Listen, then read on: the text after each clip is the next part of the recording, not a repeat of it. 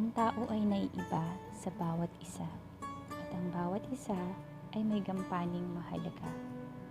Hindi magkakapareha ang katangiang taglay, ang galing at husay, hindi magkakapantay. Kaya't iwasan mo sana ang magkumpara, lalo na kung may masasaktan ka.